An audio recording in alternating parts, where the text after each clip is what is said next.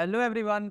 तो स्वागत है आपका फिर से हमारे एसएससी एजुकेशन आपके इस यूट्यूब चैनल पर। तो आप सभी लोगों को पता है कि हम chapter 3 pair of linear equation in two variables पढ़ रहे हैं, है ना। इसमें हम 3.1 वाली एक्सरसाइज को कंप्लीट कर चुके हैं पिछली वाली वीडियो में। और हमारी कोशिश ये है कि बड़ा पैटर्न आपको छोटे छोटे भागों में दे दिया जाए, है ना। तो छोटी छोटी वीडियो हम बना रहे हैं क्योंकि जब आप पढ़ने के लिए बैठो तो चलते फिरते आप वीडियो को देखो, सवालों को समझो और अपनी कॉपी पर लगाओ। तो वही चीज़, हमारी क्लास ज़्यादा बड़ी नहीं होती है, छोटी क्लास होती है ना? तो बस फिर से हम वही छोटी-छोटी क्लासें आपको देंगे और देखते हैं कि 3.2 कितने पार्ट में कंप्लीट हो पाई, है ना? तो आज 3.2 का ये कौन-सा पार्ट होने वाला है? ये पार्ट फर्स्ट होने वाला है, सभी लोगों को पता होना चाहिए, ठीक है? अब एक चीज़ मैं आपसे डिस्कस कर लूँ पहले ही, कि क्या है वो चीज़ ये है, हम चैप्टर 3 पढ़ रहे हैं, ठीक? Pair of linear equation in two variable. तो मतलब बेसिकली बात ये है कि इसमें आपको 4 मेथड हमेशा देखने को मिलेंगे। जब मतलब हमारे पास जब भी कोई 2 इक्वेशन होंगी, मान लीजिए हमारे पास कोई इक्वेशन एक फर्स्ट है, कोई दूसरी है, और अगर हम इन 2 इक्वेशन से दोनों वेरिएबल की क्या निकालें, वैल्यू निकालें, तो हमारे पास 4 मेथड होते हैं वैल्यू निकालने के लिए। फर्स्ट वाला जो हमने 3.1 में पढ़ा है, वो कौन-सा है? वो मेथड था हमारा ग्राफिकली मेथड, ठीक? दूसरा, अब आज हम जो पढ़ेंगे मेथड, उसका नाम होता है सब्स्टिट्यूशन मेथड, जिसे हम हिंदी में बोलते हैं प्रतिस्थापन विधि, ठीक है। इसके बाद जो 3.3 चलेगी, उसमें एक मेथड और आता है एलिमिनेशन मेथड, एलिमिनेशन मेथड, ठीक है। तो उसको हम हिंदी में बोलते हैं विलोपन विधि, ठीक। और इसके बाद एक और मेथड आएगा क्रॉस मल्टीप्लीकेशन मेथड, तो वो मेथड आपसे हटा दिया गया है आपकी बुक से, ठीक है। तो टोटल ये 4 मेथड होते हैं, जिस चौथे वाले को हम हिंदी में बज्र गुणनखंड विधि के नाम से जानते हैं। कौन सा? बज्र गुणनखंड विधि, ये वाली, ठीक है। तो ग्राफिकली मेथड हम समझ चुके हैं। आज हम देखेंगे कि भैया ये सब्स्टिट्यूशन मेथड क्या होता है। क्या देखेंगे फिर से? इक्वेशन तो वही रहेंगी, 2 वेरिएबल वाली, लेकिन मेथड क्या हो गया? चेंज हो गया। अब यहाँ पर आपको ग्राफ बनाने की, ग्राफ प्लॉट करने की जरूरत नहीं है। तो क्या यहाँ पर होगा? Substitution, substitution method. देखो बहुत ही इजी मेथड है, अगर आप एक बार में कैच कर लिए तो समझो आपकी बल्ले बल्ले, ठीक है ना। ओके, अच्छा मैं एक काम करता हूँ, क्वेश्चनों के अकॉर्डिंग ही आपको समझाने की कोशिश करता हूँ। तो आप सभी लोग 2023-24 के अकॉर्डिंग 30% कोर्स जो लेस हो चुका है, ये नई बुक है, तो सभी लोग आप क्या करेंगे, सीबीएसई बोर्ड वाले खासकर, कि नई बुक खोल लें और यहाँ से क्वेश्चन लगाना स्टार्ट करें। कि पहला क्वेश्चन हमारे पास क्या दे रखा है कि solve the following pair of linear equation by the substitution method. Okay, क्या सब्स्टिट्यूशन मेथड? ठीक है। अच्छा, मैं हिंदी में लिख दूं इसको, इसको हिंदी में बोलते हैं प्रतिस्थापन विधि, प्रतिस्थापन विधि, ठीक है। अच्छा, पहला क्वेश्चन, पहले क्वेश्चन का फर्स्ट पार्ट, जो हमें पहली इक्वेशन दे रखी है वो है x plus y is equal to 14, ठीक है, ठीक। और फिर हमें, अच्छा थोड़ा नीचे से लिखो, आपको समझने में थोड़ा आसानी हो। x plus y is equal to क्या दे रखा है? 14, ओके। और जो दूसरी इक्वेशन हमें दे रखी है वो दे रखी है x minus y is equal to 4, है ना। दो इक्वेशन दे रखी है। अगर मैं इसको इक्वेशन नंबर फर्स्ट और इसको क्या कर लो, इक्वेशन नंबर क्या मान लूँ? सेकंड मान लूँ, तो कोई दिक्कत है? नहीं है, सबको पता है ये इक्वेशन पहली है और ये इक्वेशन दूसरी। अब सुनो, सब्स्टिट्यूशन मेथड आपसे क्या बोलता है कि आपके पास अगर 2 इक्वेशन है, ध्यान से सुनना, पहले क्वेश्चन में ही अपने सारे डाउट क्लियर कर लेना, जब दूसरा क्वेश्चन की बारी आए तो आप खुद से लगा पाओ ऐसे, ठीक है। तो मैं क्या बोल रहा था कि जब भी आपको 2 इक्वेशन दे रखी हो और उनमें बोल रहा हो कि सब्स्टिट्यूशन मेथड अप्लाई करो, तो सबसे पहला फर्स्ट स्टेप आपका क्या है कि आपको क्या करना है, इन दोनों इक्वेशन में से किसी एक इक्वेशन को उठाओ, उसमें से चाहे आप y की वैल्यू निकालो, चाहे आप x की वैल्यू निकालो, ठीक है। तो मैं अपनी मर्जी के अनुसार क्या करूंगा, मैंने उठाया इक्वेशन नंबर सेकंड, तो मैंने क्या किया, यहाँ से वैल्यू निकालनी मैंने x। जब मैं x की वैल्यू निकालूंगा तो y जो इधर अभी माइनस का है, मैं कहाँ पहुंचा दूंगा? उधर। तो क्या हो जाएगा इधर? 4 प्लस y, ठीक है।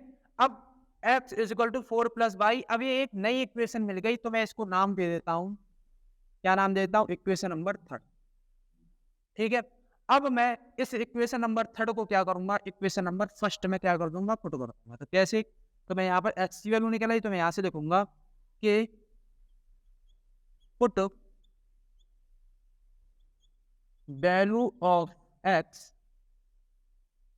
पुट वैल्यू ऑफ x कहाँ से पुट कर रहे हैं, कौन सी इक्वेशन से, फ्रॉम थर्ड से, किस में कर रहे हैं, इन इक्वेशन नंबर फर्स्ट।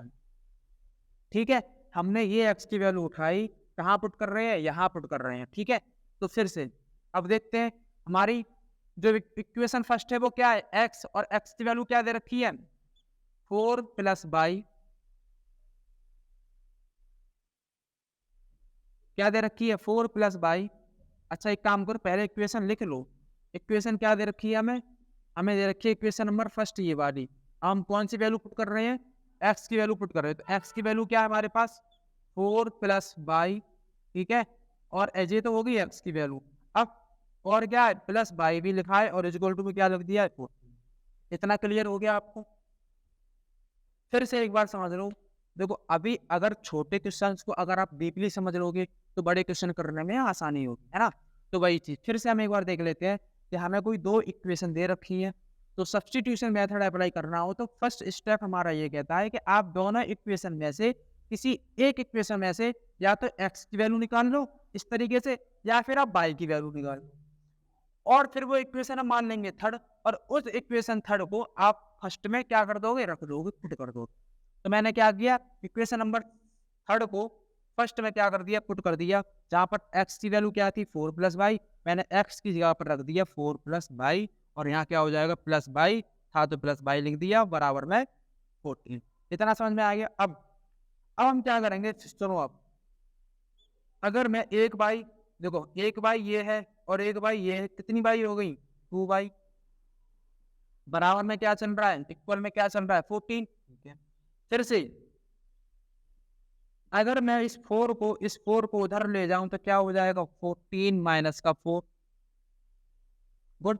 ठीक है, फिर से अगर मैं इस 14 में से 4 को घटा दूं तो क्या रह जाएगा, 10, और फिर मैं अगर इस 2 को इधर ले जाऊं तो 10 के कहाँ पहुंच जाएगा, नीचे, क्योंकि ये अभी किस में है, मल्टीप्लाई में, इधर जाके डिवाइड में, नहीं अभी आंसर कहाँ आ गया। अब आप ये देखो, अगर मैं 2 से इसको 10 को डिवाइड करूंगा तो 2 का टेबल कितनी बार चला जाएगा, 10 बार, 5 बार। तो कहने का मतलब क्या है कि बाई की वैल्यू हमें क्या मिलेगी भैया, बाई की वैल्यू हमें मिलेगी 5। क्या मिलेगी, बाई की वैल्यू 5। अब जब बाई की वैल्यू 5 मिल गई तो ऐसे ही हमें किसकी वैल्यू पता करनी है, हमें x की वैल्यू पता करनी है। तो हम क्या करेंगे, अब जो हमने बाई की वैल्यू जो हमें मिली है, अब फिर से हम क्या करेंगे, इस वैल्यू को उठाओ और कहाँ पुट कर दोगे, इक्वेशन नंबर थर्ड में। तो फिर अब मैं यहाँ पर लिखता हूँ, या फिर से मैं लिखूंगा कि put value of by in, equation number कौन सी है, इक्वेशन नंबर हमारे पास है थर्ड। ठीक है, समझ में आ गई बात। अब इक्वेशन है क्या हमारे पास थर्ड, x प्लस वो इक्वेशन थर्ड है 4 प्लस वाई, ये थर्ड इक्वेशन है। वैल्यू पुट करेंगे हम y की, तो क्या है हमारे पास, 4 प्लस क्या आ जाएगी 5, वैल्यू क्या है 5, तो x की वैल्यू क्या आ जाएगी 9। अब देख लो, ये सब्स्टिट्यूशन मेथड से हमें दोनों वेरिएबल यानी x और y की वैल्यू पता चल गई। तो यहाँ वैल्यू आएगी 5 बाई y की वैल्यू, और x की वैल्यू आएगी 9। तो समझ गए आप क्वेश्चन कितना इजी सब्स्टिट्यूशन मेथड है। तो फिर से हम देख लेते हैं एक बार कि हमें कोई दो इक्वेशन दे रखी थी, सब्स्टिट्यूशन मेथड अप्लाई करवाया था, हमने क्या किया, दोनों में से किसी एक इक्वेशन को उठाया, वहां से अपनी मर्जी के अनुसार हमने एक x की वैल्यू निकाल ली, आप चाहो तो y की वैल्यू निकाल लो। ठीक है, फिर जब वो वैल्यू निकली तो हमने इक्वेशन नंबर क्या मान लिया, उसको थर्ड मान लिया। फिर हमने क्या किया, इक्वेशन नंबर थर्ड को कहाँ पुट कर दिया, इक्वेशन नंबर फर्स्ट में। Put value of x from third, कहाँ से, थर्ड से कहाँ, फर्स्ट में। ठीक, अब इक्वेशन तो फर्स्ट हमारे पास ये थी, अब x की वैल्यू दे क्या रखी थी 4 प्लस वाई, तो हमने x की जगह पर 4 प्लस वाई रख दिया। ठीक है, फिर से प्लस वाई दे रखा था, हमने प्लस वाई लिख दिया, बराबर 14 चल रहा है। अब 1 बाई कितना हो गया 2 बाई 2 बाई हो गया। अब मैंने क्या किया 4 को यहाँ से उठाया इधर ले गई, फिर ऐसे ही 14 में से 4 चला गया 10 रह गया, इधर 2 था बाई के साथ इसमें मल्टीप्लाई में, फिर 2 को हम उधर ले गए तो क्या हो गया इधर डिवाइड में आ गया, और जब 2 का डिवाइड अगर हमने 10 में किया तो कितना आया 5 आ गया, और यहाँ से हमें बाई की वैल्यू पता चल गई 5। ठीक है, इतना समझ गए आप? ओके। फिर हमने क्या किया, जब हमें बाई की वैल्यू पता चल गई तो ऐसे ही हमें किसकी वैल्यू पता करनी थी एक्स की, है ना। तो फिर हमने क्या किया कि बाई की जो वैल्यू थी हमने कहाँ फिर से पुट कर दी इक्वेशन नंबर 3 में। तो हमने जो बाई की वैल्यू बाई की वैल्यू उठाई कहाँ रख दी इक्वेशन नंबर 3 में। तो फिर बाई की इक्वेशन नंबर 3 तो हमारे पास ये थी, है ना। वैल्यू क्या थी बाई की 5, तो हमने 4 + 5 कर दिया और एक्स वैल्यू क्या आ गई 9। यही हमारा सब्स्टिट्यूशन मेथड है और कुछ भी नहीं है। Okay, it is clear. ठीक, अब हम बढ़ते हैं आगे वाले क्वेश्चन की तरफ। अब आप खुद से ट्राई करो तो मैं कर पाऊंगा या नहीं कर पाऊंगा, देखता हूं। मैं करके देखता हूं, आप भी करके देखो। जितने भी क्वेश्चन हैं हमें सब में यही करना है।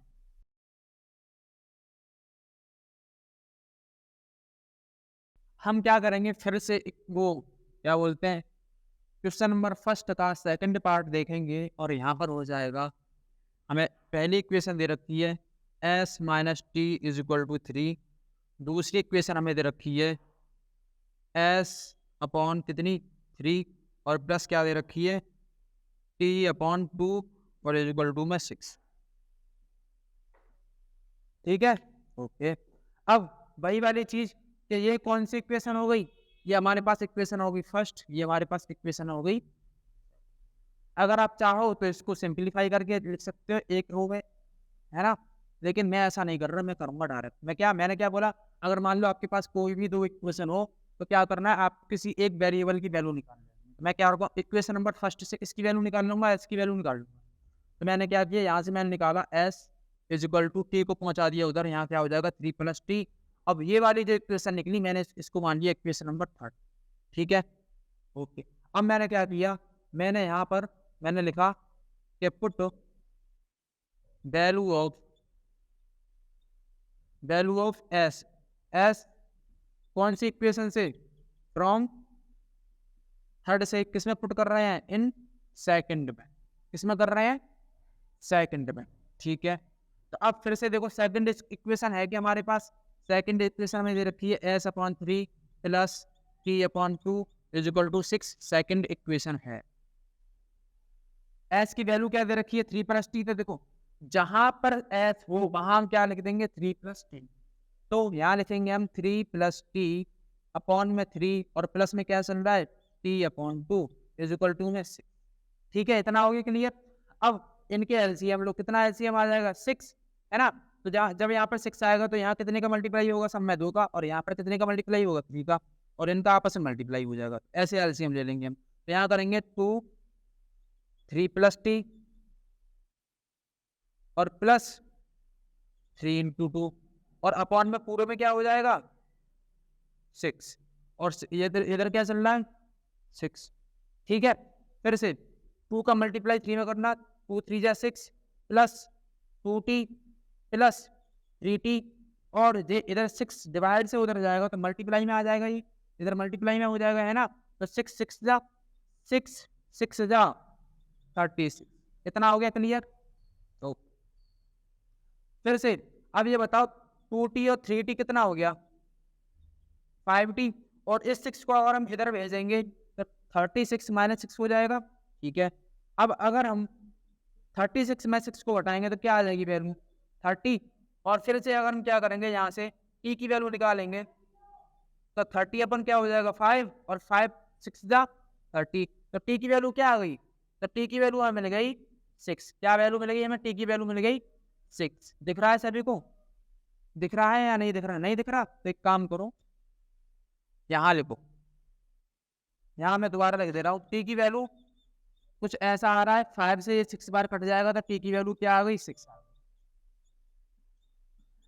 जब t की वैल्यू 6 आ गई तब s की वैल्यू क्या आएगी, तब फिर से हमने क्या किया था पहले वाले क्वेश्चन के अकॉर्डिंग, हमने 3 की वैल्यू कहाँ रख दी 2 में रख दी। अब हम क्या करेंगे, जो भी वैल्यू निकल के आई है वेरिएबल की, यानी t की जो वैल्यू निकल के आई है वो दोबारा से कहाँ पुट कर देंगे इक्वेशन नंबर 3 में। तो हम फिर यहाँ लिखेंगे कि put value of T in third, equation number third, ऐसे समझ जाया करो, ठीक है।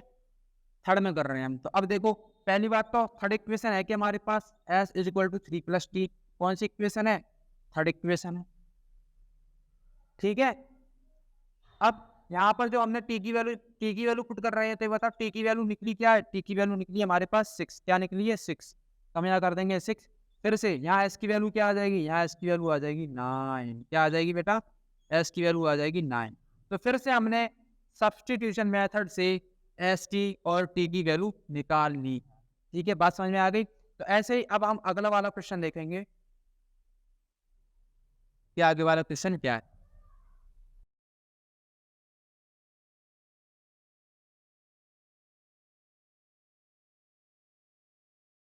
आगे वाला क्वेश्चन देंगे सभी लोग, बहुत ही प्यारा क्वेश्चन है, बहुत ही प्यारा। एक बार फिर से क्वेश्चन नंबर 3 पर आ चुके हैं हम, जिसमें पहली इक्वेशन हमें दे रखी है 3x minus y is equal to 3, और इधर दे रखा है 9x minus 3y is equal to 9। समझ में आ गया ना? फिर से हम क्या करेंगे कि इस इक्वेशन को हमने फर्स्ट इक्वेशन माना, इस इक्वेशन को हमने सेकंड इक्वेशन माना। आपके अनुसार जहां आपका दिल करे वहां से किसी भी एक वेरिएबल की वैल्यू निकाल लो, चाहे आप y की वैल्यू निकालो, चाहे आप x की वैल्यू निकालो, ठीक है। तो मैंने क्या किया, मैं इक्वेशन नंबर फर्स्ट से y की वैल्यू निकाल लेता हूँ, y की निकाल लूँ, x की निकाल लूँ, x की निकाल लेता हूँ। चलो मैंने क्या किया, इधर 3x रह जाएगा, y इधर जाएगा प्लस का हो जाएगा, x वो 3 मल्टीप्लाई में इधर जाएगा तो डिवाइड में हो जाएगा। तो यहाँ पर वैल्यू निकल आई 3 प्लस वाई अपॉन में क्या निकल आई 3। अब यहाँ से जो x की वैल्यू आई, मैं इसको मान लेता हूँ इक्वेशन नंबर कौन सी है, ये थर्ड इक्वेशन। अब मैं इस थर्ड इक्वेशन को कहाँ पुट कर दूंगा? इक्वेशन नंबर सेकंड में पुट कर दूंगा। देखो एक चीज हमेशा याद रखो, अगर आप सेकंड से थर्ड इक्वेशन निकाल रहे हो तो आप हमेशा फर्स्ट में पुट करोगे, जब आप फर्स्ट से थर्ड इक्वेशन निकाल रहे हो तब आप हमेशा सेकंड में पुट करोगे, ठीक है। समझ में आ गई बात? फिर से मैं लिखूंगा यहाँ पर put value of x from कहाँ से? इक्वेशन नंबर थर्ड से। कौन सी इक्वेशन में? इक्वेशन नंबर सेकंड में। तो मैं यहाँ क्या देखूंगा कि मैंने यहाँ देखा 9।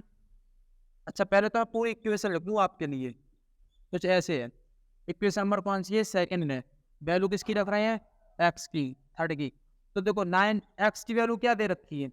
एक्स की वैल्यू हमें दे रखी है 3 प्लस वाई अपॉन में क्या दे रखा है 3, ठीक है। और इधर क्या दे रखा है -3y, और बराबर में क्या दे रखा है 9। अच्छा क्या ये बताओ, क्या ये 3 इस वाले 3 से खत्म हो जाएगा? 3 3 जा 9, तो यानी क्या हो गया ये 3 का मल्टीप्लाई किस में कर रहे हैं हम? 3 प्लस वाई में, और माइनस क्या हो रहा है 3y इक्वल टू में क्या चल रहा है 9। अब 3 3 जा क्या हो जाएगा 9, और प्लस क्या हो जाएगा 3y, इसका 3 3 जा 9, और ये हो जाएगा 3y, और इधर हो जाएगा -3y इक्वल टू में 9। फिर से ये 3y प्लस के 3y से खत्म, तुम्हारे पास क्या मिल गया 9 इज इक्वल टू 9। अरे भाई ये क्या हो गया, हमें तो ना तो यहाँ x की वैल्यू मिली, ना हमें y की वैल्यू मिली, तो ये तो गड़बड़ हो गई। दोनों साइड कैसी हो गई? बराबर। तो आपको घबराने की बात नहीं है, तो आप लोगों को घबराने की बात नहीं है। तो ये बात है यहाँ पर कि जब भी दोनों वैल्यू आपस में कैसी हो जाएं, बराबर हो जाएं, तब उनका मतलब होता है कि वो कैसी लाइनें होती हैं, कैसी इक्वेशन होती हैं, वो कोऑर्डिनेट, वो क्या बोलते हैं उनको, कोइंसिडेंट लाइनें होती हैं। और जो इनके सॉल्यूशन होते हैं ना, जो इनके सॉल्यूशन होंगे वो कैसे होंगे? इनफाइनाइटली मैनी सॉल्यूशन होंगे, इनफाइनाइटली मैनी सॉल्यूशन। बात समझ में आ गई आपको? इनफाइनाइटली मैनी सॉल्यूशन होंगे। अगर मैं यहाँ पर x की वैल्यू कुछ रख देता तब भी कुछ मतलब दोनों साइडें बराबर हो जाती, मैं कुछ और वैल्यू रख देता तब भी कुछ ना कुछ मतलब साइडें दोनों बराबर हो जाती। तो वही चीज, बहुत सारे सॉल्यूशन हो सकते हैं इसके जो कि हमें नहीं पता। बस ये इतनी सी बात लिख देना, क्वेश्चन हमारा पूरा हो, ठीक है। तो कितने क्वेश्चन कर लिए हमने? 3 क्वेश्चन कर लिए। अच्छा चलो हम क्या करते हैं, अब ना जो भी आप मतलब पैटर्न तो समझ ही चुके होंगे कि किस तरीके से हमें कर रहे हैं, है ना? तो आप क्या करोगे, ये क्वेश्चन ना आप खुद लगाओगे और टाइम ज़्यादा नहीं, छोटी क्लास हमें देनी है, तो ये क्वेश्चन आप खुद लगाओगे। अगर जिससे नहीं होंगे ना, तो मैं क्या करूँगा, कल वाली क्लास में फिर से ये सारे क्वेश्चन कराऊँगा और जिनको नहीं आएगा वो देख ही लेंगे यहाँ से, है ना? तो जब तक के लिए थैंक यू, धन्यवाद, बाय बाय, जय हिंद।